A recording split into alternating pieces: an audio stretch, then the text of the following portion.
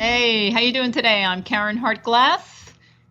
You are listening to It's All About Food in 2020. 2020. That's fun to say, 2020. And I'm here with our very favorite featured guest and my best friend, Gary DeMattei. Yes, 2020. Whoever thought we'd get to 2020? 2020. It's clearer in 2020 what we all need to do to make things better. And is 2020 somehow. Right. And we've got the answers right here. Right here at Responsible Eating and Living. I am the co-founder of Responsible Eating and Living. And apparently your favorite guests. Oh, here I am again. Thank you. Did I say guests? Yeah, there are two of me. No, you just said guests with a very wet. Anyway. Yeah. We're getting silly as we always do. Oh, it's going to be a silly day. It's very cold here in New York City. Silly cold, as a matter of fact. You walk out, you come back in, and you're just frozen. Your brain is frozen. And Frozen is the name of a new Broadway musical. Yes. Well, not so new. Not so new. And a new sequel movie, Frozen 2. Frozen 2. A lot of people are talking about it. I guess it's pretty good. Yeah, we're not talking about it. No. Well, we just did. Oops. And I guess Disney needs us to talk about it because it doesn't have enough people talking about it. I guess. Let it go, Gary. Thank you, Caryn. Let it go. Let it go. Oh, great. Now we're going to get sued Earwormed. Okay, no, we're not.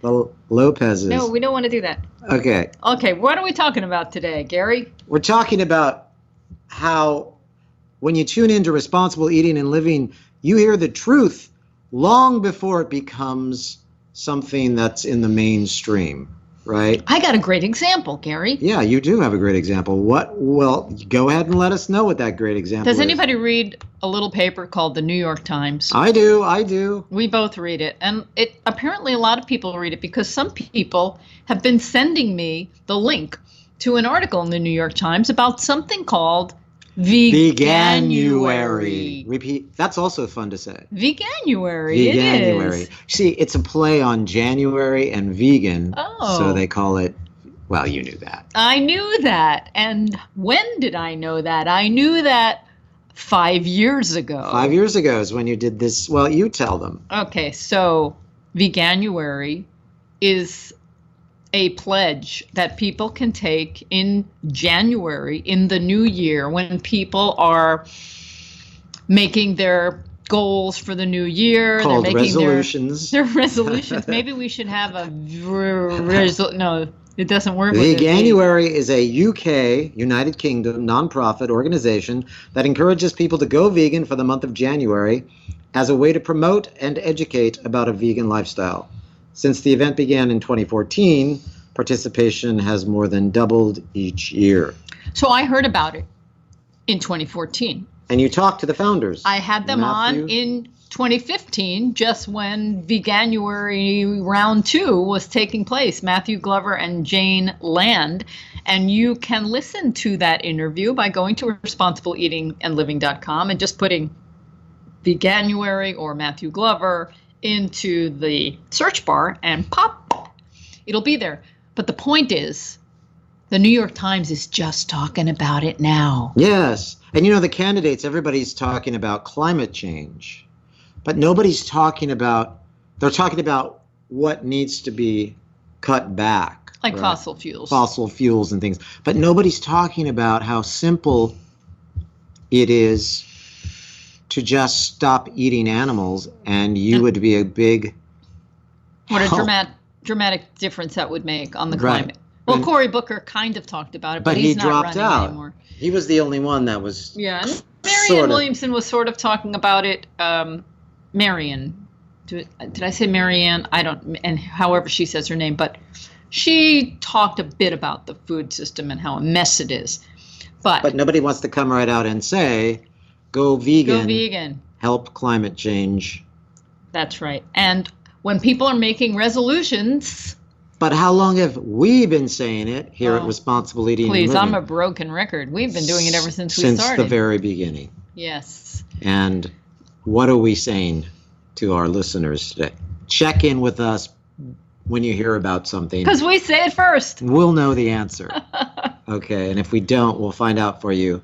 And another thing, we don't say it because we're looking for We're clicks. certainly not looking for clicks. We're not looking for clicks. We're not looking for more subscribers to a newsletter. We're not looking to make money. We're just putting out. We're not looking for more sponsors. We're just putting out the truth. Right.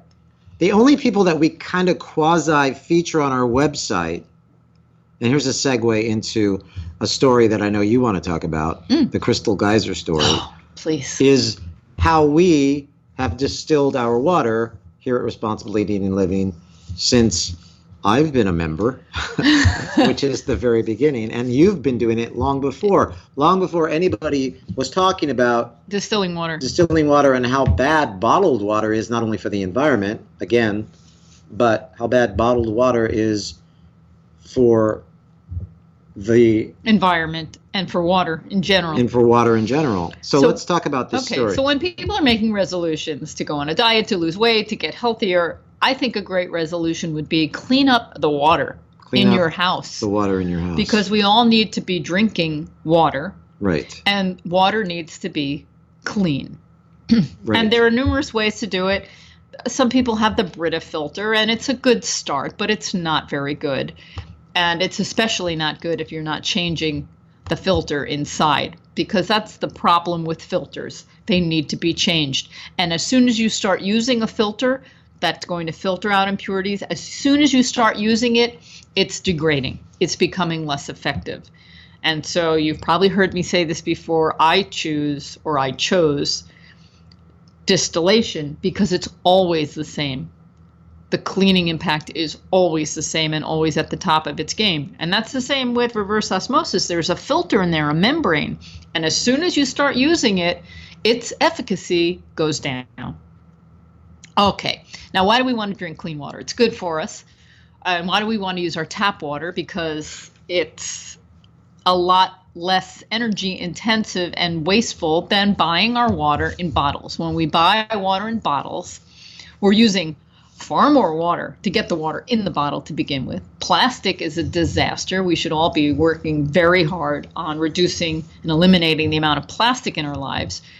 It's dreadful for the environment. It's dreadful for the ocean, for all the sea animals that are getting tangled up in all the plastic that's going on there. But wait, let me add one more thing, because we live in a corrupt capitalistic society. Mm-hmm. Have you heard the news about Crystal Geyser? Yes, I have. So back in 2013, it was discovered, based on the Lahontan Regional Water Quality Control Board. They took a sample of what is from a little pond called the arsenic pond. Mm-hmm. And the arsenic pond is where Crystal Geyser was dumping water that had arsenic in it. So what they were doing was they were taking groundwater from the Sierra Nevada mountains. Now, it just so happens that that water contains arsenic. It's natural. But it contains arsenic. So Crystal Geyser, to put it in a bottle, needed to take that arsenic out. And then they would take the arsenic that they removed, this wastewater, this contaminated wastewater, and they would put it into a man-made pond that they called lovingly Arsenic Pond. Right. But they called it Arsenic Pond not because there was arsenic in it, but because they were putting arsenic in it. Correct. Right. Yeah. So it wasn't like, well, here's this pond that has arsenic. Let's just dump more arsenic. No, they created it. They created this pond. And then it was discovered that the concentration of arsenic in this pond was more than 8 times the hazardous waste limit. And this creates a risk for the area groundwater. Right. Okay, so they had to clean it up. But it took a while because more testing had to be done, and everything takes a long time. So here we are, 2 years later in 2015. And this company, which is called CG Roxanne, CG for Crystal Geyser. You're still telling the story because we're not in 2015, we're in 2020. Yes, I'm still telling the story. Right, okay, good. Which is 5 years ago, 2015. I didn't want everybody to think they were tuning in to something in 2015 because you said, here we are in 2015. Oh, well, But you're telling the story. So, thank you for clarifying. No, that's okay. Can I throw something at you? There's still quotes on this thing. Okay. Okay, it's 2015, not today, but in the story. And the company got a list of violations, and they had to arrange to remove the stuff in arsenic pond. Okay, so what do? They're already done a disastrous thing. So let's just make more disaster. And that's what they did. They hired a couple of hazardous waste and transport companies, and they had them remove the contents of the pond without a proper manifest, without identifying that wastewater was hazardous and that they were carrying this hazardous material. And what happened? Some of it actually was discharged. Only 23,000 gallons of wastewater. Oh, I have to say allegedly, excuse me. It was allegedly discharged into a sewer without appropriate treatment. Into the sewer. It's a sewer. Nice. But a sewer is not a sewer. I mean, it's treated. But yeah. I mean, there's this water goes back into. Anyway, that's Crystal Geyser, folks. Crystal Geyser, and they pleaded guilty to 2 felony offenses. I'm so excited I can't even say felony. And there are a few more hearings that are going to be coming out. They've agreed to pay, I think, $5 million so far, and there's more to come. But the point is, you can't trust anybody except Responsible Eating and Living. Me and Gary at Responsible Eating and Living, because Karen and me, Karen and I. We just tell the truth. Because we want you to have the truth. Now, whether you believe it or not, that's up to you. And a lot of folks, again, with these debates that everybody's talking about, hey, everybody's talking about climate change. Gee, I wonder why. But why is nobody talking about going vegan? A few people are. More people are. Well, but New York Times actually had the balls to talk about Veganuary in an article. And they had another article. It was kind of a silly article, but they talked about. Did you just say balls? Hey, you remember that the cattlemen said that I had more balls than their bulls. That's right. But that was a long time ago. Not that long ago. There was another feature that highlighted the Mooshoes people and their organic market, what is it called, in Manhattan, and how this one actor was going there to find treats because she's trying to go vegan. Right. Anyway, that was another article in New York Times. Anyway, we're becoming more accepted, more normal, more mainstream. Right. And now let's talk about the award ceremonies. Yes, that's exactly right. Well, before we leave Veganuary. Oh, and before we leave water. Before we leave water.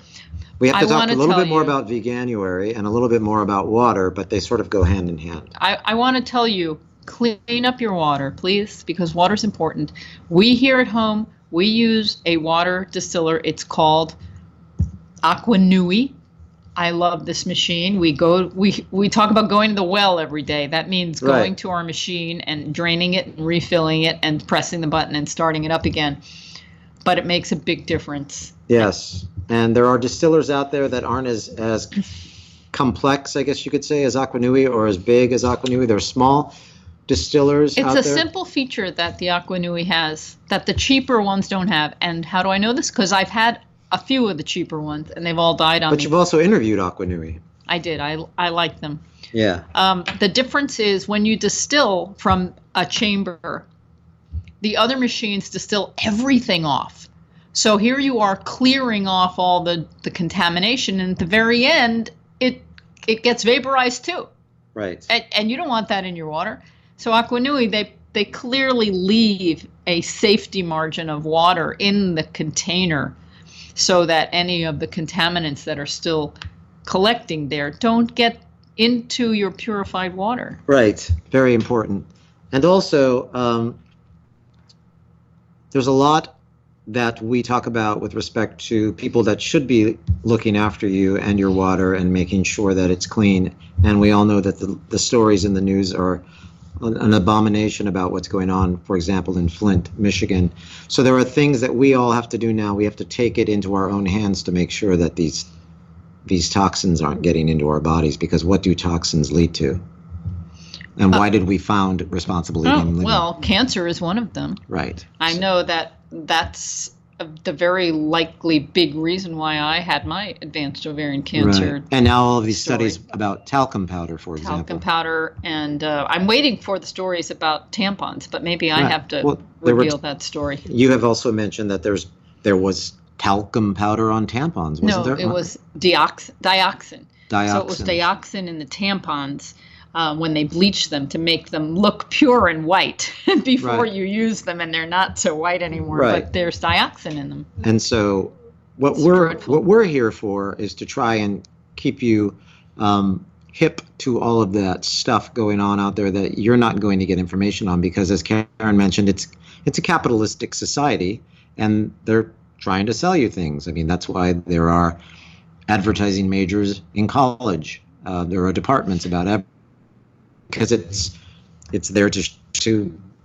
have you buy things. Mm-hmm. That's what you're considered. We always joke around about attention consumers because it's basically what we are. We're consumers, not citizens. We're consumers, not We citizens. want you to be a citizen.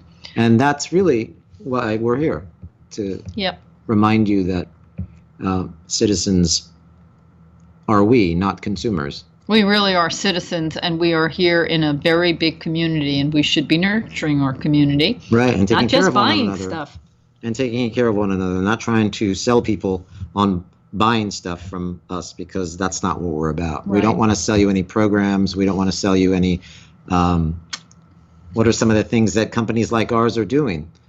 They're claiming to be plant-based, leaning towards a plant-based lifestyle, almost 100%, but not really. I mean, if you want to eat a little bit of this or that, that's, Yeah. you can. But I mean, that's just, they're trying to get people to buy their program, right? Yeah, because if you sound very rigid and restrictive, people are not going to come and play with you. Right. And we're very rigid and restricted. We are. But we're telling you the truth. But we want you to know it's a jungle out there, and not in the good way. It's a jungle. Okay, so back to Veganuary. Yeah, What we so what wanted is to Veganuary? say was we made a collection of recipes that we thought would work very nicely for January. Right. And they're on our website, and you can make all of them in February. It doesn't have to be January. Yes, you could make them in December or March. Right. But we figured we'd call it Veganuary because everybody else is now jumping onto this Veganuary bandwagon, which we've already talked about 5 years ago. Oh, with gosh, we've talked about it. with the founders. So it's a great way to bring it back, Yes. Because sometimes when you're a little bit ahead of your time, it's good to come and recycle some of that stuff. I'm delighted that Veganuary has taken off and that the number of followers or people that are pledging doubles each year. That's a beautiful thing. And speaking of people pledging to go plant-based, we talked the last couple of times I've been on your show about my favorite vegan, next to you, of course. My favorite celebrity vegan, Thank next you. to you, of Oh, course. ha, ha, ha.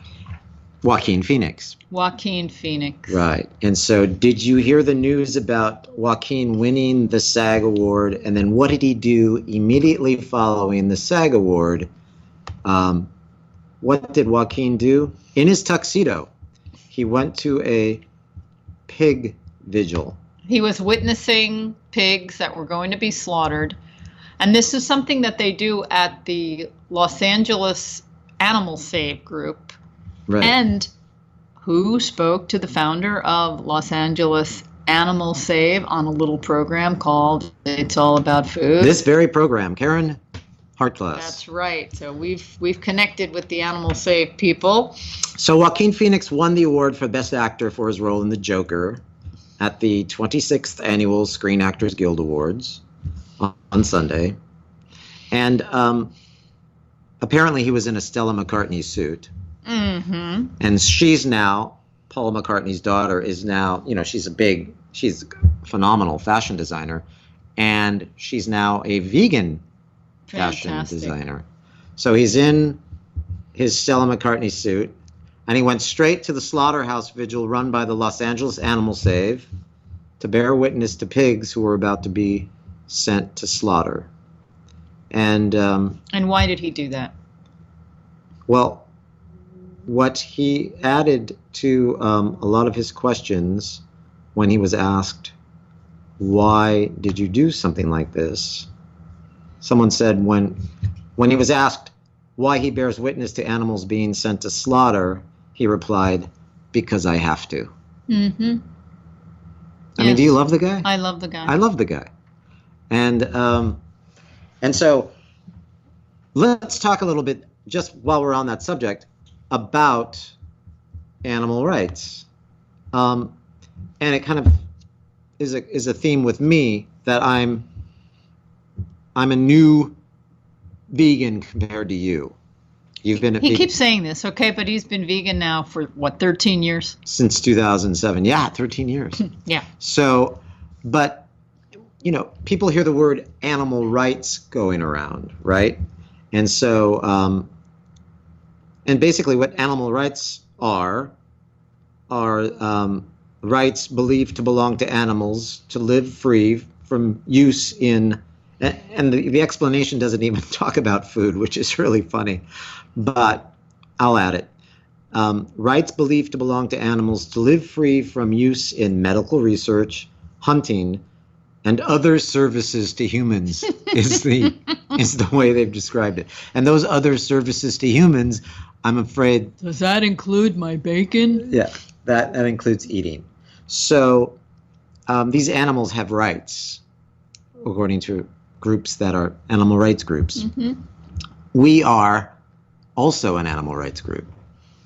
Yes. And we don't talk about that a lot, but responsible eating and living exists primarily because Caryn Hartglass went vegan because she doesn't want to harm animals. Yes. And before that, she was a vegetarian. Yes, before I knew what I know. Before you know what you know about dairy and all of that. So with that, that's the foundation of what we do. Yeah.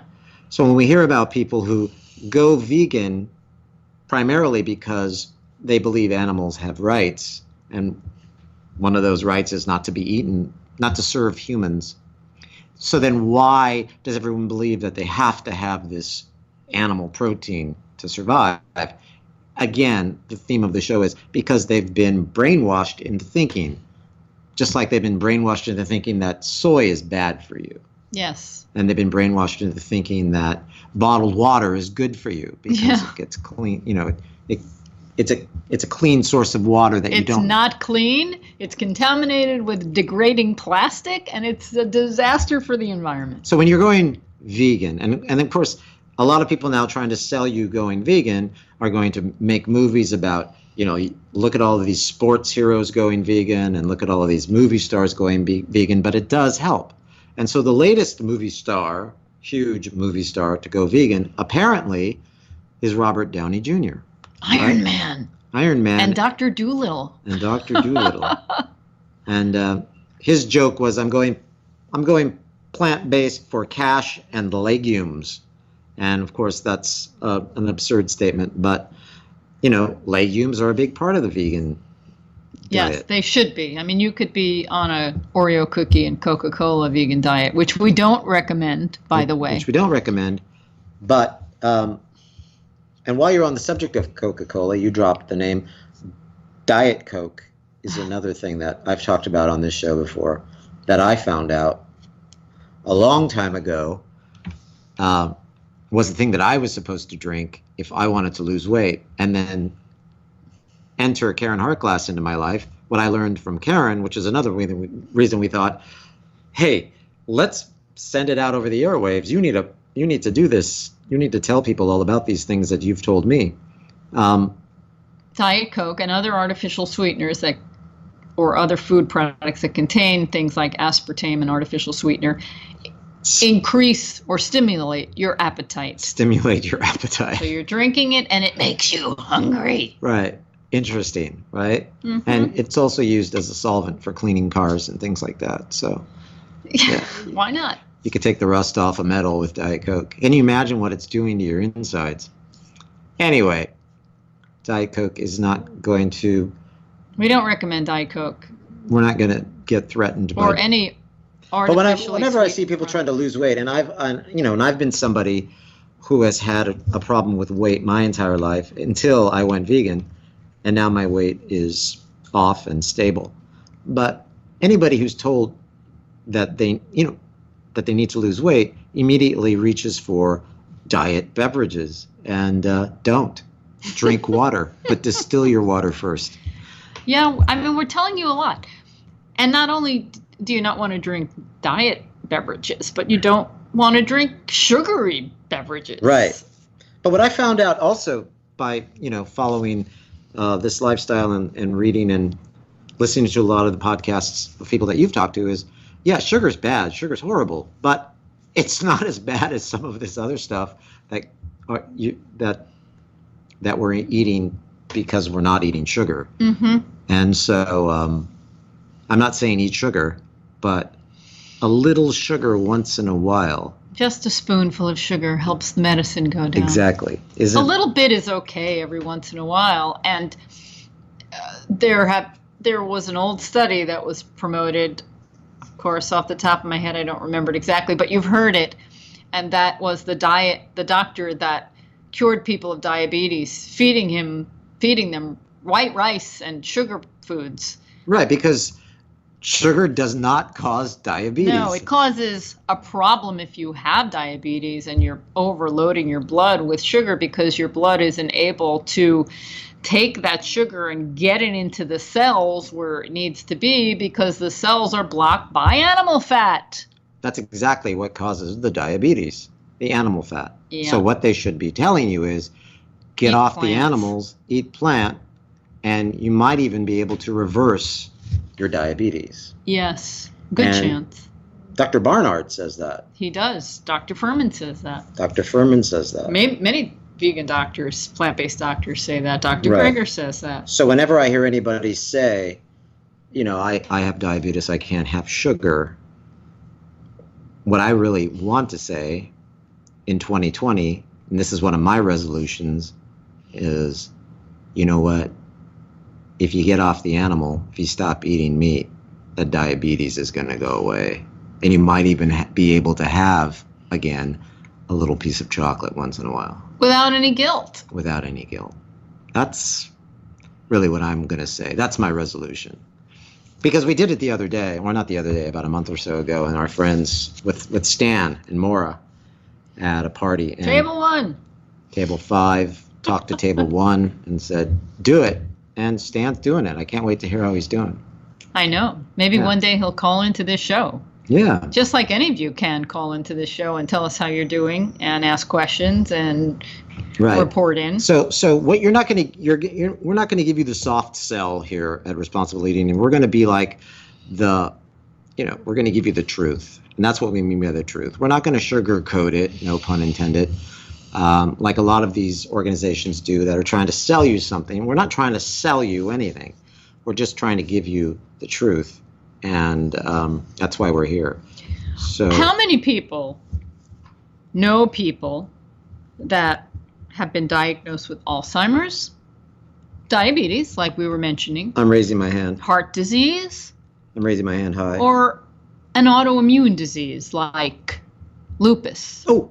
Multiple sclerosis? Explain autoimmune disease. Because that's a really...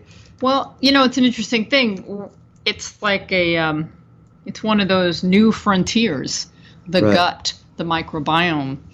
The medical community, the scientific community are just starting to learn about it. But it's when the body, which has this beautiful, brilliant immune system that's continually working in our favor to protect us against anything that we might take in, either through our food or through our breathing or through our skin. And we live in a very toxic environment, so the immune system is working hard all day long. Sometimes things go awry. And one of the theories is that in our gut, there's this membrane or this layer that is porous, and it lets digested food from the stomach get into the bloodstream. And sometimes that membrane gets holes in it, gets leaky, and it allows more things into the bloodstream that are undigested and shouldn't go there. Right. And then our beautiful, intelligent immune system sees something foreign and it wants to attack it. And then there's a kind of like molecular mimicry thing going on where when they see something that looks similar to that foreign bad thing, it will attack the thing that's similar that's good. Right. So people might have problems digesting a certain kind of food because the body has learned to attack that kind of food. Now, wheat is a problem, and lots of other people have difficulty digesting beans, and they have all kinds of food-related problems today. And the theory is because their gut is leaky, and it's hard to heal, but it means stop taking in the foods that are causing problems, and that includes the foods that you can't eat anymore. And then take in the foods that you can tolerate that are nutrient dense, green juices and pureed vegetables, things that have a lot of great nutrition and healing properties that allow your gut to heal. And then slowly you can reincorporate foods that you weren't able to eat so that you ultimately have a whole healthy digestive system. But there are lots of different autoimmune diseases that manifest themselves in different ways. So one of them is multiple sclerosis. And what happens is the body learns how to attack itself. Turn on itself, really, so that the muscles stop working. And it's really a devastating thing to see. Yes, and so sad. Yeah. So there are many autoimmune diseases out there, and they're all different. But in many ways, the solution or the treatment is, in the alternative healthy nutrition world, is the same. It's Right. not the same in the medical community, which has a different sexy drug for every disease. Right. And unfortunately, some of these drugs, where they may slow down the impact of the disease over time, they don't cure it, and they may cause cancer. Right. Like a lot of the drugs for Crohn's disease, for example, cause cancer, and we know people that have died Right. because of that. Right. Well, and so that's why a holistic approach, would this be called? Sure. In addition to taking what's best from the medical community, which is what you did to cure your advanced ovarian cancer. Right. Integrative approach. An using integrative a little bit approach. of everything. It really depends on what you have. But being aware of what's out there for you. Yes. Not just believing one source of information. Because how many times have we said, we've offered to help? Right. And as soon as we say, but you're going to have to clean up your diet and you're going to have to go plant-based, immediately they have said no, and these folks, a lot of them, are no longer with us. Now, I'm not saying that was because they didn't listen to us, but maybe I'm saying that was because they didn't listen to us. But I'm a witness to what you did. I'm a witness to the doctors, because I came into your life when I was sick. Before you were sick, Well, right before you I were was sick, and then I you got just sick. Didn't know it. Right. And you were diagnosed. And so I took the journey with you. It's a no-brainer. But what I remember was you were vigilant about finding out everything about the disease, not just believing in one source. And that's why you're such a valuable resource now. And I was there when the doctor said, you have a 10 to 20% survival rating. So. And just. Wow, what a rating that is. Yeah. And here you are. Well, thankfully. I wanted to be one of the 10%. Right. I always like to be the top 10%. So what we're saying is, and I've experienced it firsthand in my own life, obese most of my life, and then adopted a plant-based diet, and weight sheds immediately and energy spikes. Mm-hmm. That's basically as simple as I can make it. And the food is delicious, and I don't miss. And then once I've said this a million times. I've said it ad nauseum. But I mean, once the veil is lifted, you kind of see how everything connects. And, that means the environment. That means, animal abuse is now something I don't contribute to anymore. You were talking about animal rights before. Can you hit us with some numbers? I don't know, often talk about numbers, but sometimes the numbers are so overwhelming. I remember people would say about 60 to 70 billion land animals were killed every year for food. And if you add fish to that, I mean, like 70 or 80 or 60 billion isn't big enough for you. Right. It gets even bigger. There's a kill clock. It's animal slaughter kill counter. And if you go to the website, so basically what it says is animal slaughter counter. More than 150 billion animals are slaughtered every year. 150 billion. So that includes land and wild sea. Caught fish, pigs, sheep, pigeons. Yeah, is that chickens. enough for you? Is that enough? Is that number big enough? Yeah. Can you fathom that amount? Yeah. 150 billion. 150 billion animals Every year. Every death. And this one counts. This website counts animals per second. So like right now, since I've been on the website, I've been on 35 seconds. It says that there are 80,500 chickens that have been killed in those 35 seconds.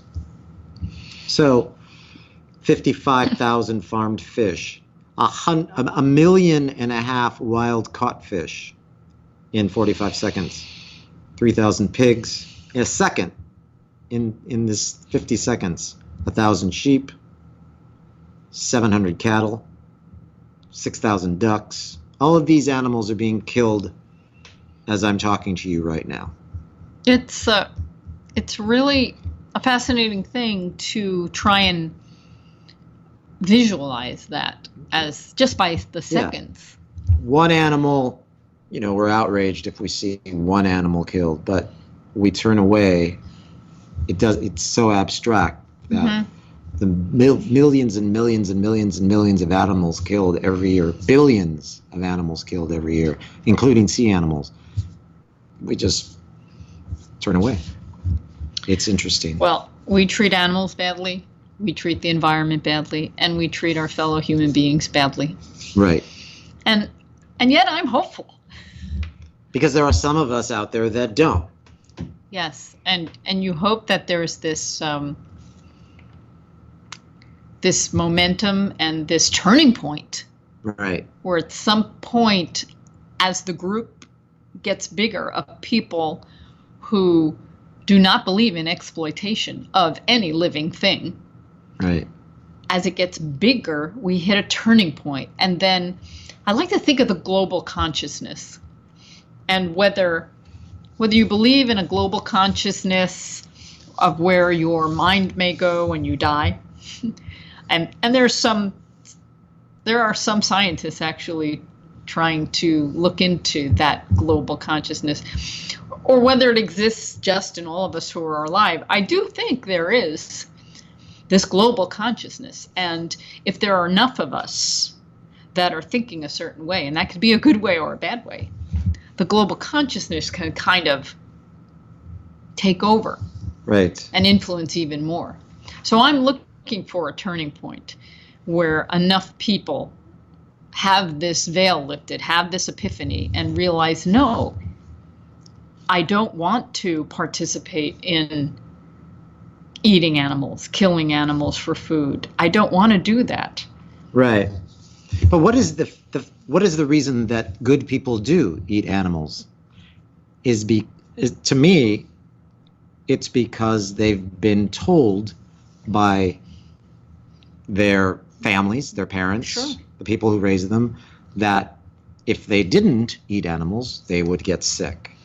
And the reality of that, which is why all of these folks are now figuring this out, these artists who are in the public eye are now speaking out about it, is because it's the opposite. Eating animals makes you sick. And makes the planet sick. But you're not, it's like a lot of people are they're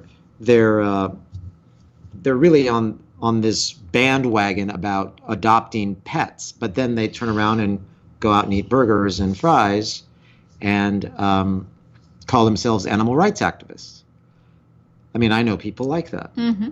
And when you try to talk to them about, but you try to have a conversation with them about, but you're eating animals, they don't want to hear it. They just put up the hand and tell you to shut up. Don't you tell me I don't love animals. It's basically what I usually get. So, but the truth is, eating animals makes you sick. And there's something that a lot of folks are finally catching on to. Okay, so we have some 15, 20 minutes left. And can we talk about delicious food? Yes. Because I always like to end on a high note. And to me, the thing that will get people to change most is knowing that they're not deprived and that this food is fantastic. So one of the things people talk about these days is intermittent fasting. Right. Where it's really important to, after your last meal in the evening, make sure it's not too late so that there's time to digest it before going to sleep. And then before you have your first meal in the morning, there's at least 12 hours to 16 hours. Some even say 18 hours. But 12 to 16 is a good gauge. And okay, we go to bed late a lot, and sometimes we eat late. But we definitely have that very often. We have that 12 to 16 hour break before our first meal. And lately, there have been a few days where we've just had one meal. Right. And I want to talk about being sated. Right. Because the other day, we put out this feast, and I haven't posted it yet on my blog, but I will. It'll probably happen later today. Big feast. We put out a big feast of healthy food. Right. And at the end of it, you said, can we eat like this all the time? Right. And what did we have? We had a lot of food. A lot of food. We had potatoes. We had corn chowder. We had a Israeli salad, a Middle Eastern salad, cucumber, tomato, parsley, garbanzo beans. It had a little tahini dressing, romaine we lettuce. just ate a lot of food. But it was... And we're experimenting with some vegan einkorn flour that we talked about. Oh, yeah, we have to talk about that, too. Last time on the show, I talked about einkorn flour. But the point is, we ate a lot of food that was all plant-based. There was no oil in any of the food. No oil, none. But we did eat fat, and the fat Avocado. really helped that satiety. So you made this spectacular pesto, which is like crack to me. Can you tell us what was in that pesto? Oh, we didn't have any fresh basil because, there's not a lot of fresh organic basil out right now. You can find it in certain places, but it comes from thousands of miles away. So, but there is frozen spinach. And so I made a spinach pesto with walnuts and dried basil, no oil. The fat was actually provided by the walnuts. Mm-hmm. So, and fresh garlic and some water. Miso. You put miso. And a little miso, right? And a little nutritional yeast. The thing about blending walnuts, when you blend them up, they get really oily. Right. Because there's a natural oil in them. Walnut pesto is, I didn't invent it. It's a no-brainer. No, but oh my God, this was such a good spread, and I loved it on my potatoes. Yeah. So and it gives you this satiety. Yes. It makes you, another word for that is it really fills you up. Satisfies am I using a big word? No. I just don't like the word. That's very satisfying. But, you have to say it because it's true. Yes. Anyway. So one meal was fine when you eat like that. That was the only meal we had. Right. It was just this big feast.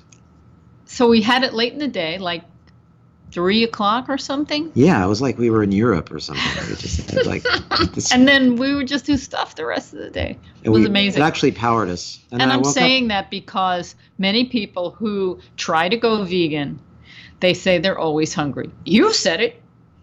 And I did say it. And the point is you need to eat a lot of food. And what's wrong with that? That's fun. It's a lot of fun. But you really don't need to eat a lot of food. You just need to eat the right foods. Like you said, you make sure you eat, nuts and seeds, for example. And if you can't eat nuts and seeds, have some other foods that have natural oils in them. Right. And there's a lot of them out there. Avocado and coconut. Yeah. Right. Okay, so now let's do an update on the einkorn. Einkorn. Yeah, so we bought some einkorn, organic einkorn flour, and we've been making some bread and eating a little bit of it at some of these meals. Now, I've said on this program that wheat upsets me. Right. And I've made these pledges where I said I don't want to eat any more wheat or gluten, and remind me when I do. And I have gluten from time to time. We eat out and I indulge. But I have to tell you something. Sometimes when I eat wheat and gluten, I have a problem. Right. You get headaches. I get hemorrhoids. Right. And so you're actually the test human on this one. So there's something in my gut right. that gets affected. And how's it been thus far? Well, I think I've figured it out.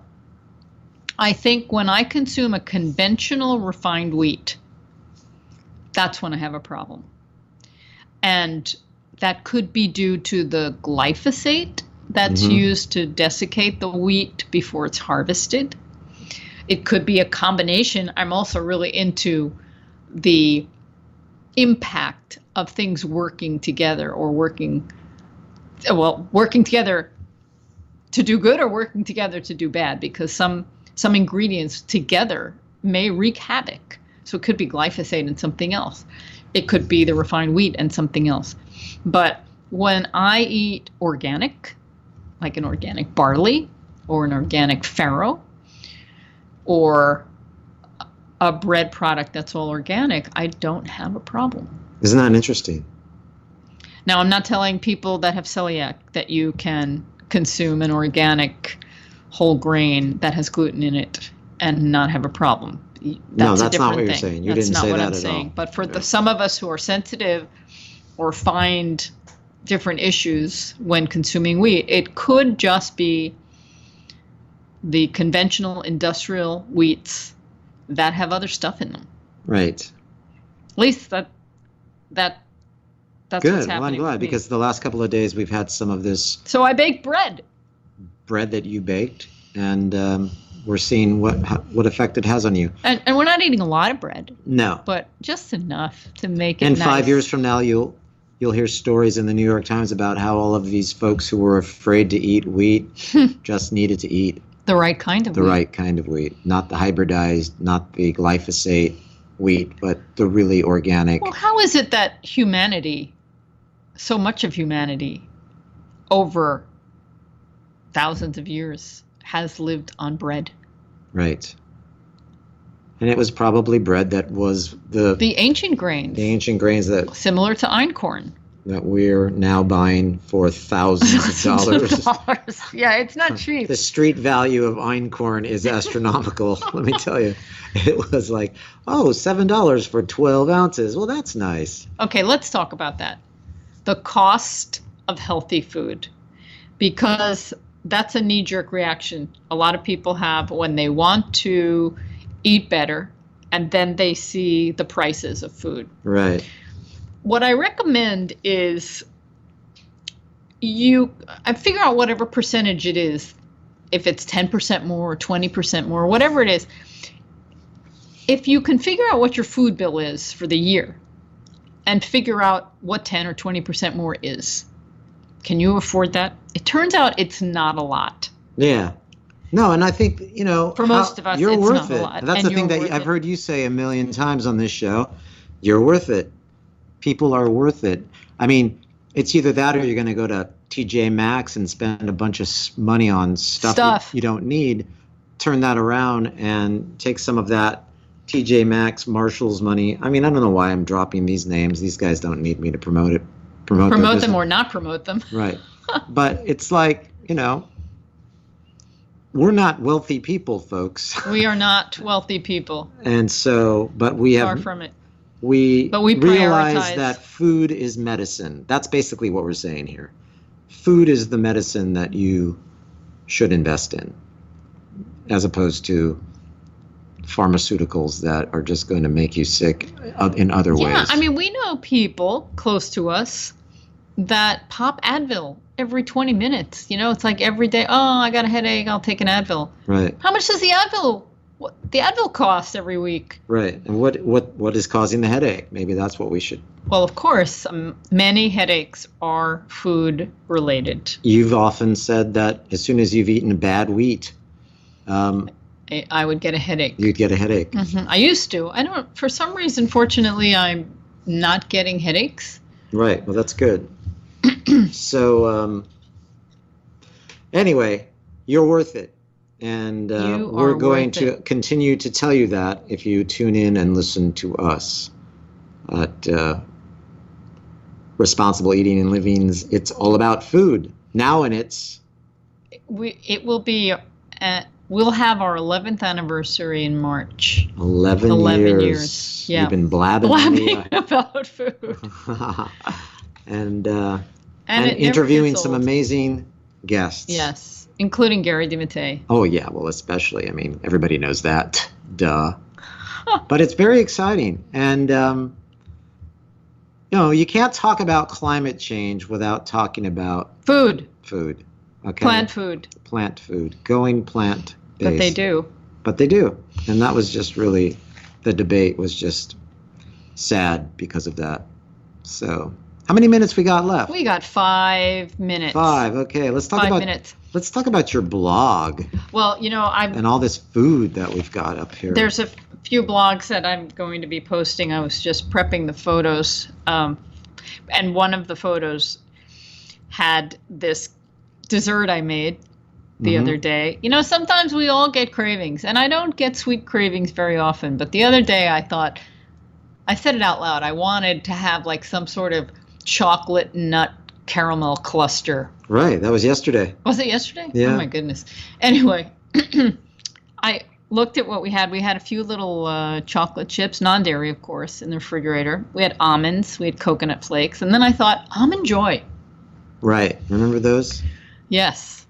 And I melted some chocolate and mixed it with almonds and coconut. And it was my own, better than an Almond Joy. Right, and it looked really good. I didn't have any because You I was didn't. eating raisins. That's Gary's candy. Dried fruit is my candy. He's a little obsessed with raisins, but that's With fine. all dried fruit. But Oh. raisins are the easiest to get. Okay. But I mean, dried peaches, dried pears. But as far as organic dried peaches and dried pears, Yes. it's tough to get them.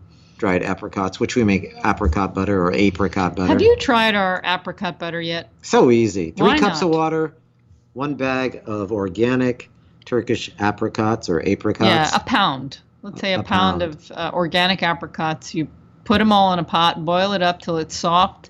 20 minutes I boil mine, and then put it in the Vitamix, and you've got the best apricot jam Oh you've my ever God, had. it's so good. It's really Tastes good. like caramel. And there's no sugar. That's our secret. That's Well, a secret recipe that we've been blasting for years. And I made a prune butter because you bought some prunes, Mm-hmm. and I added some apricots to the prune butter, and I made it a little bit sweeter, and a couple of dates. And how do you make prune butter? The same way you make apricot Same butter. way, pound of prunes. Make sure you take the pits out, Huh. especially if you have a Vitamix. I did that once. I had a pitted apricots, but the manufacturer left a pit in, and I Oh. had to throw the whole batch out. Okay, well So that's check through your apricots, your prunes, whatever whatever dried fruit you use to make your butters, and make sure there's no pits. yes, or spatulas like I did. Yeah. I left a spatula in the Vitamix not too Yeah, long that's- ago and blended it all up, and you couldn't even see it. Oh my goodness! It was really hysterical. How did I do Ground spatula butter. All right. Mm. Anyway, so what else can we talk about with respect to Veganuary and food? So these recipes on the homepage at responsibleeatingandliving.com. Did you know we have an app? I love how you always talk about the app. Yeah, and I always have to talk about the app and PRN because that's who we're broadcasting through. Thank you, Progressive Radio Progressive Network. Radio Network. And so all of these Veganuary dishes that you see up there, and there's so many others, But these are all fantastic in winter. Like one of them is the Real Vegan style meatloaf. That's fabulous. Oh, when are you going to make that, Gary? Yeah, we have to make that. You haven't made that in a long time. Our red bean and millet burger. You know, I like the concept of people now buying veggie burgers like Beyond Burger and Impossible Burger. But they're so much better when you make them yourself. So, but, you know, sometimes people don't have the time. So check out our red bean and millet burgers. I'm not going to slam the Impossible Burger, but I am. It's got glyphosate residue in it, and it's genetically modified. Right. So if you got to do one of those burgers, do the Beyond Burger. Yeah, that's our vote. Yeah. Beyond Burgers are great. But my favorite recipe on the homepage right now for Veganuary is the ramen noodle soup. That's a really good one. Check that one out. It's really comforting. I like them. And I know you'll probably go for the miso vegetable soup. Yes, another comforting. And then what else? There's just so many. What else is we're out of time? We're out of time. All right. Well, listen. Okay, everybody. Have a delicious time. I'm not ready for that yet. I want to hear from you. The email is info@realmeals.org, info@realmeals.org. Are you taking a Veganuary pledge? Are you taking any kind of pledge? Have you made a resolution to eat more plants or go vegan or purify your water? Do you have water questions? We're here, info@realmeals.org. Let's hear from you. Let's hear your comments and your questions. And visit us at responsibleeatingandliving.com. Thank you. And now, everybody. Thank you, Progressive Radio Network. And have a delicious week. Week.